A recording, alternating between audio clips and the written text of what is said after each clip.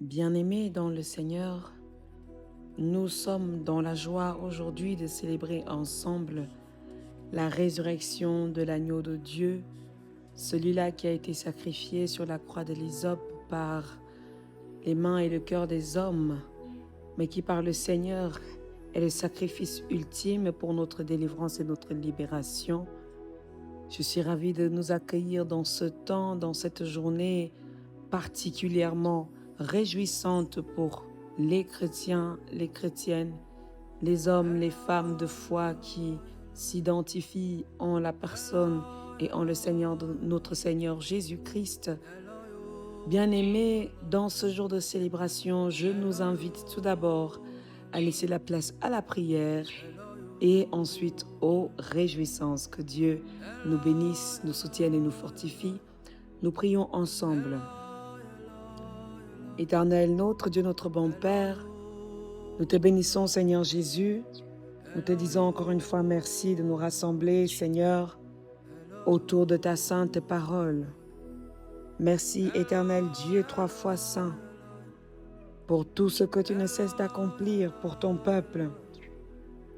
Et aujourd'hui encore, Père, tu t'es manifesté, tu t'es montré, Seigneur. Tu as dit encore, me voici, Père.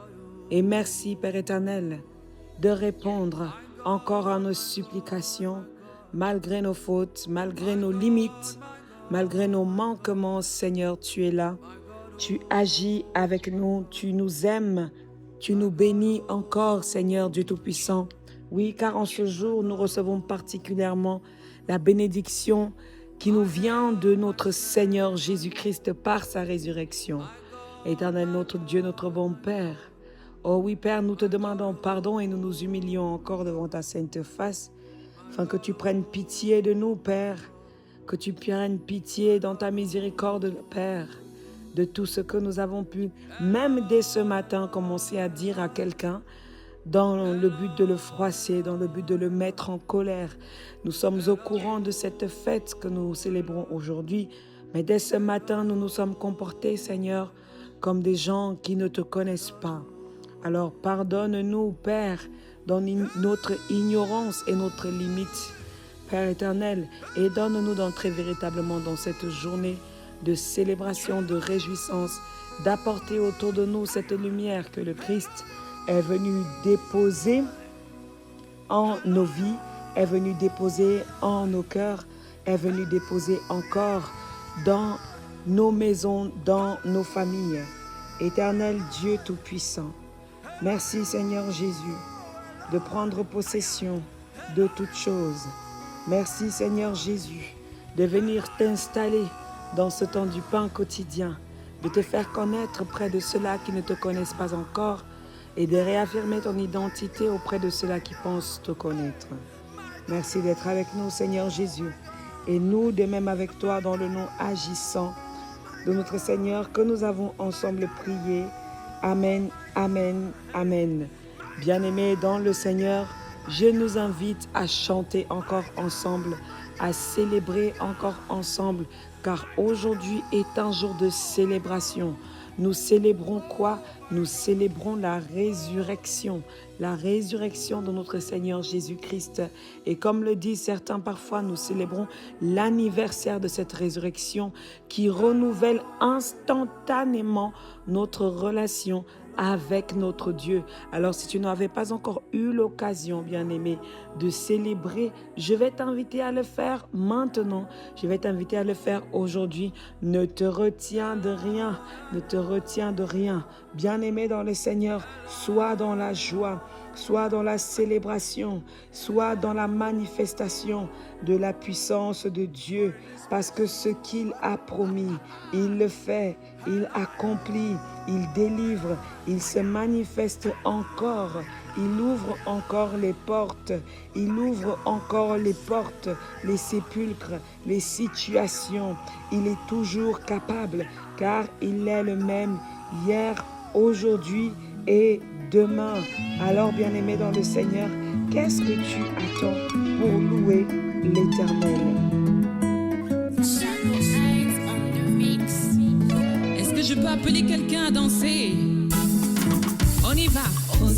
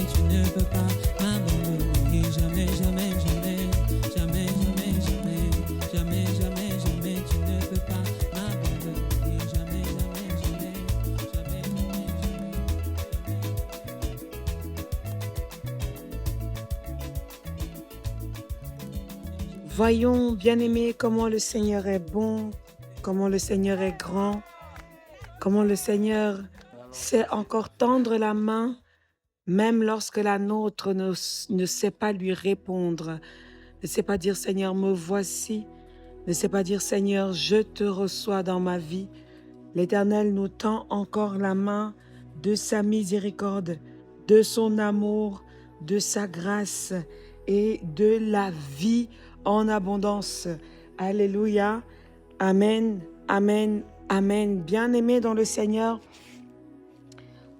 dans ma visite dans la cellule de prière, la grâce de Dieu pour le temps de retraite spirituelle, nous avons partagé ensemble plusieurs textes bibliques, 4 en totalité, mais dont 2 j'aimerais nous parler aujourd'hui ou nous partager en lecture aujourd'hui. Nous lirons d'abord dans Jean chapitre 11, versets 1 à 11, ensuite Luc chapitre 24, également quelques versets dans le nom de notre Seigneur Jésus-Christ. Je nous laisse préparer Jean chapitre 11, versets 1 à 11, et nous allons ouvrir la parole de Dieu également dans l'évangile de Luc. J'ai dit pour ceux qui veulent suivre la lecture avec moi, Luc chapitre 24, et nous allons lire ensemble du verset 1 au verset 6 dans le nom de notre Seigneur Jésus-Christ. Alors je commencerai par ce deuxième passage biblique et ensuite, non, vaut-il peut-être mieux que je commence donc par le premier passage biblique dans le livre de Jean.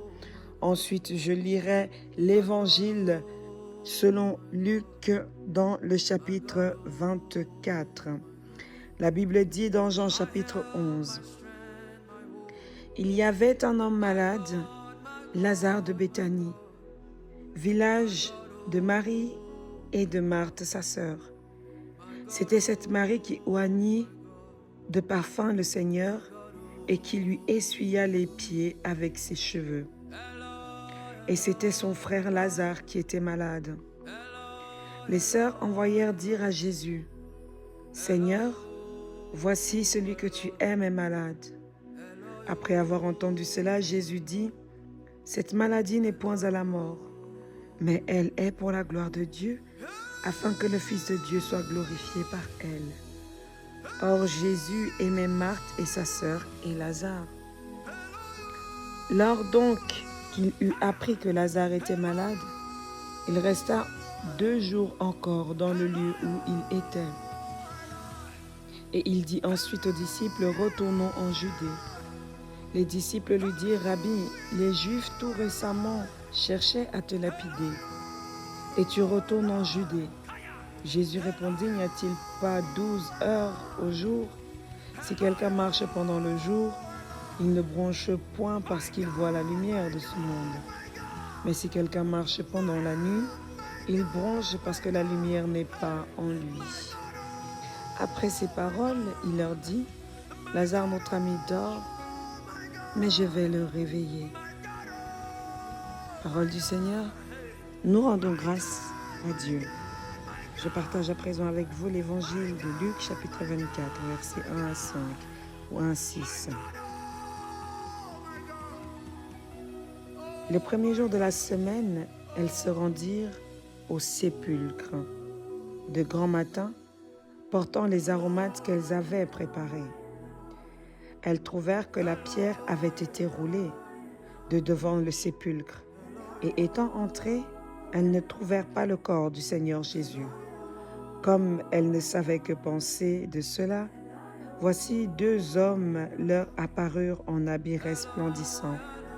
Saisies de frayeur, elles baissèrent le visage contre terre. Mais ils leur dirent, « Pourquoi cherchez-vous parmi les morts celui qui est vivant? Il n'est point ici, mais il est ressuscité.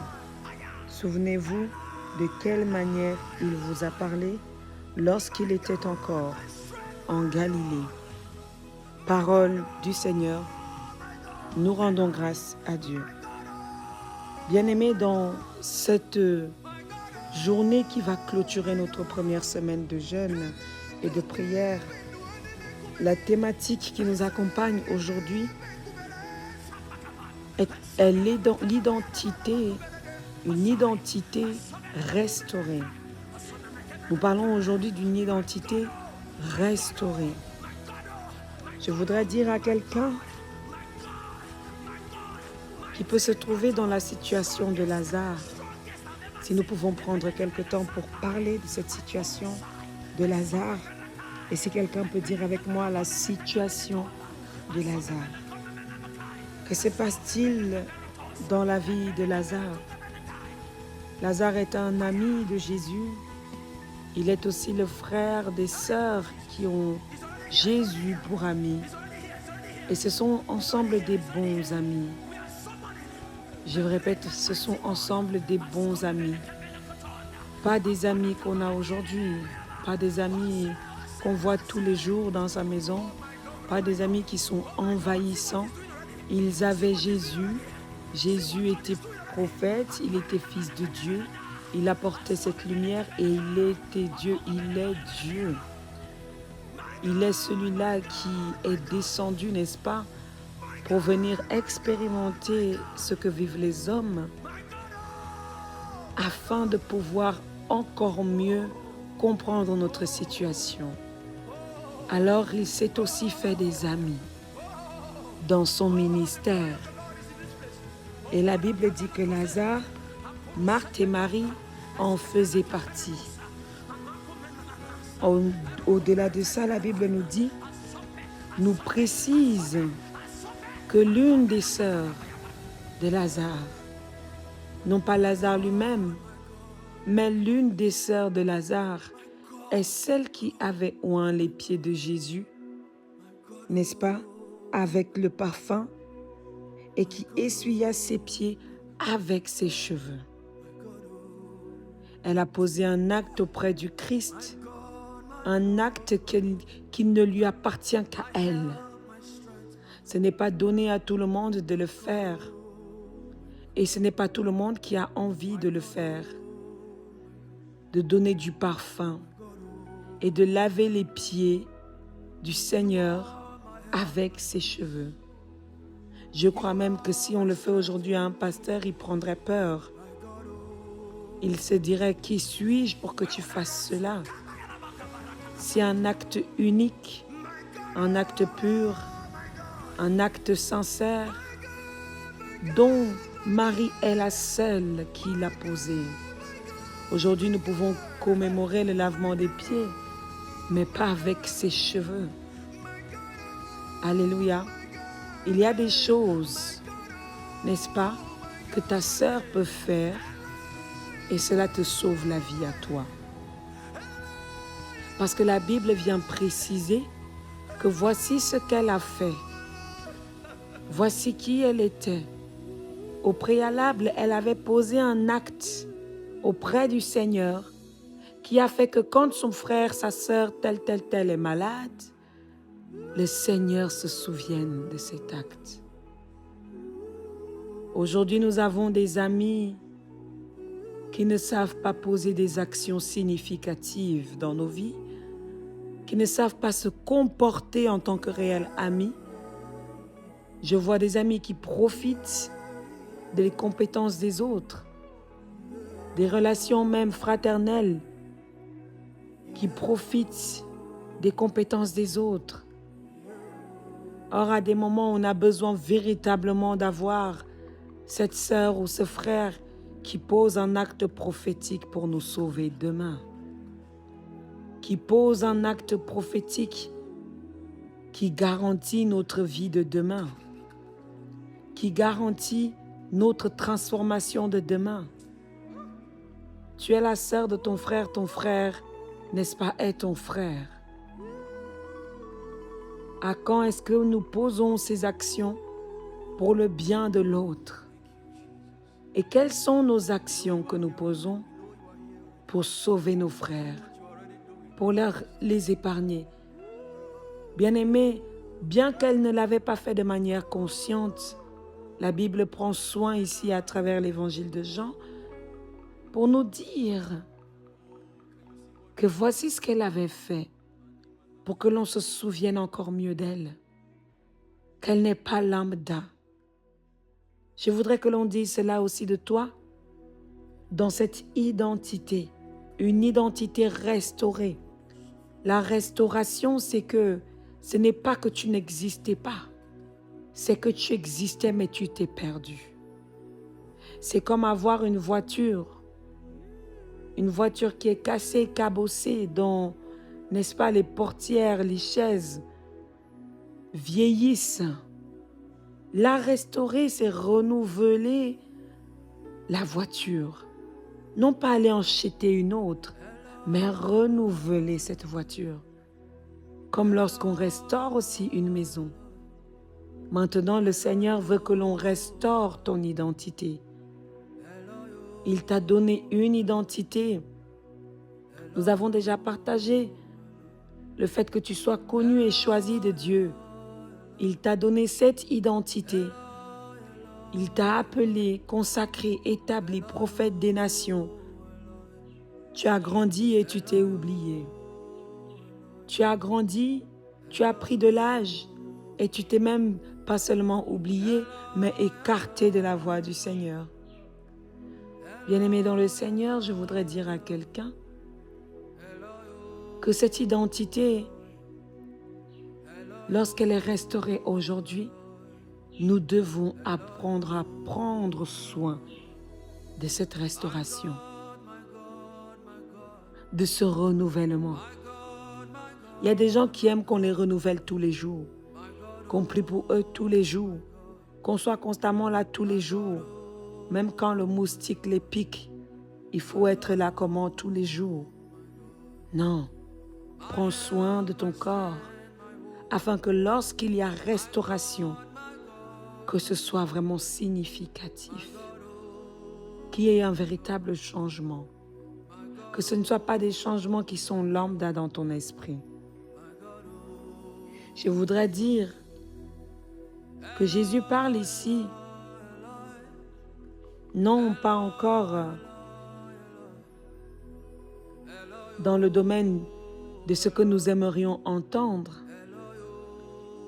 Il ne dit rien à Marthe et Marie dans le sens de leur dire « je m'occupe de tout ».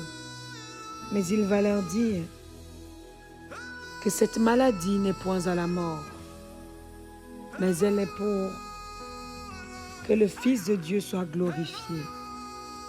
Cette maladie n'est point à la mort. Elle est pour la gloire du Fils de Dieu. Elle est pour la gloire de Dieu. Jésus n'est pas en train de dire « ouais mon frère, ouais ma soeur, ça va aller, je m'occupe de tout, allez vous asseoir ». Il dit cette maladie, cette situation, c'est pour que Dieu se manifeste. Est-ce que je peux dire cela à quelqu'un aujourd'hui? Cette situation est pour que Dieu se manifeste. La situation que tu vivais avant Pâques était une situation difficile, chargée, pleine de difficultés. Tu pleures jour et nuit. Mais ces pleurs ne sont plus à la mort, ni ne l'étaient même déjà. Elles sont pour que Dieu se manifeste. Dis à Dieu de se manifester au travers de ta vie, au travers de ton expérience, ta difficulté. Alors le Seigneur Jésus va dire plus tard dans les versets qui suivent ou même qui clôturent notre péricope, verset 11, il va dire « Lazare, notre ami, dort, je m'en vais le réveiller. » Alléluia, je m'en vais le réveiller. Il vient réveiller Lazare. Lui-même qui s'en va maintenant se donner au sommeil pendant le temps de la Pâque, prend soin tout de même de réveiller les autres. De les réveiller avant qu'ils ne se donnent sommeil. Et qui donc réveille Jésus? Le Père Tout-Puissant, qui un jour comme aujourd'hui nous amène à lire dans l'évangile de Luc au chapitre 24. La Bible dit au premier jour, le premier jour bien-aimé dans le Seigneur, c'est un dimanche. C'est pour ça que certains calendriers ne commencent pas le jour de la semaine avec le lundi. Ils commencent avec le dimanche. Et tu vas voir dimanche, lundi, mardi, mercredi, samedi, dimanche, lundi, mardi, mercredi, samedi.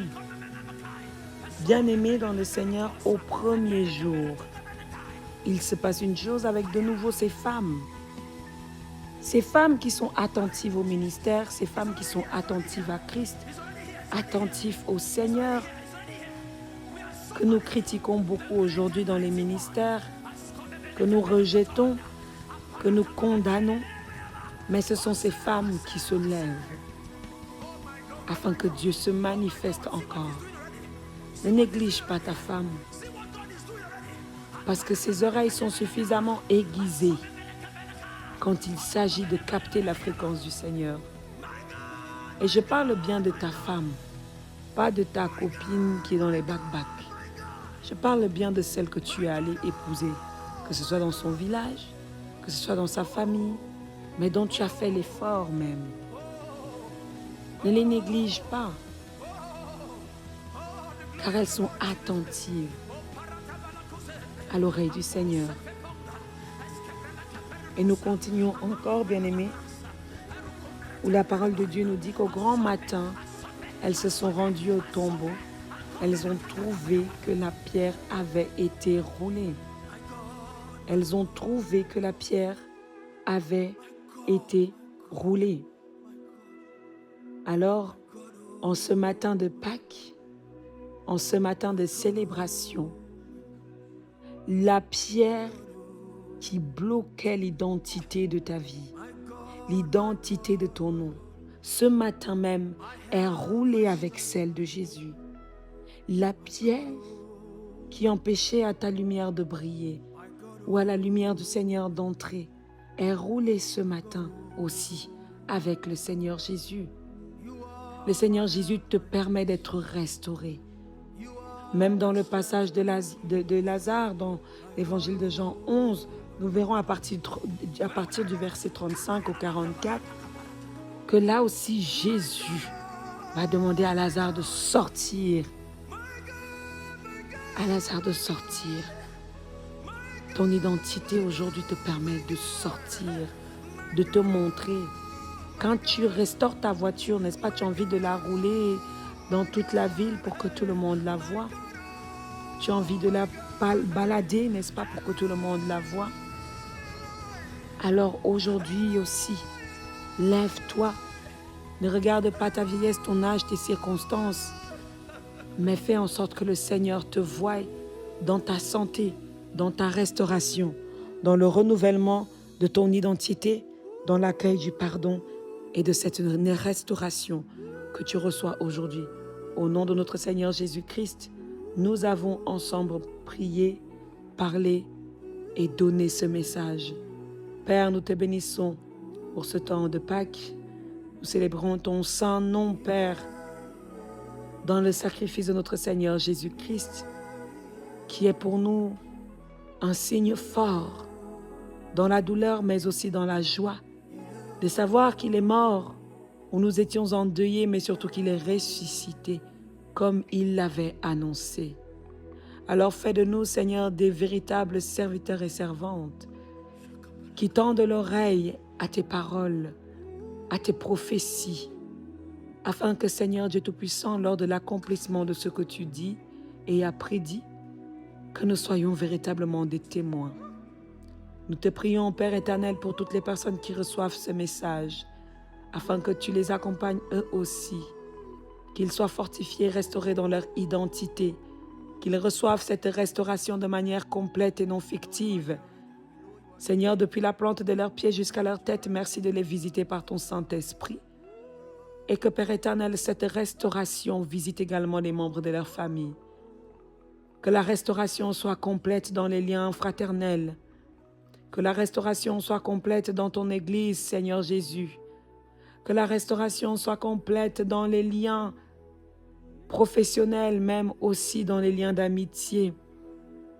Que la restauration soit complète dans notre identité en Christ.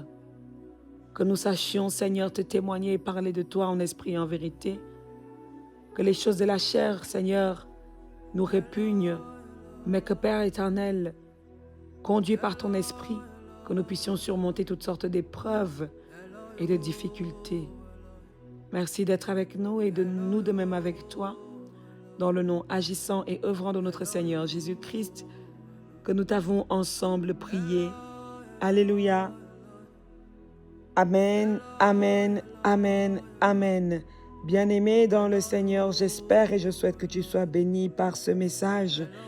Je prie que l'Éternel Dieu t'accompagne encore, te fortifie, que tu sois comme ces femmes, afin que la parole de Dieu puisse te localiser rapidement. Sois attentif au Seigneur, sois attentive au Seigneur, dans le nom de Jésus. Amen.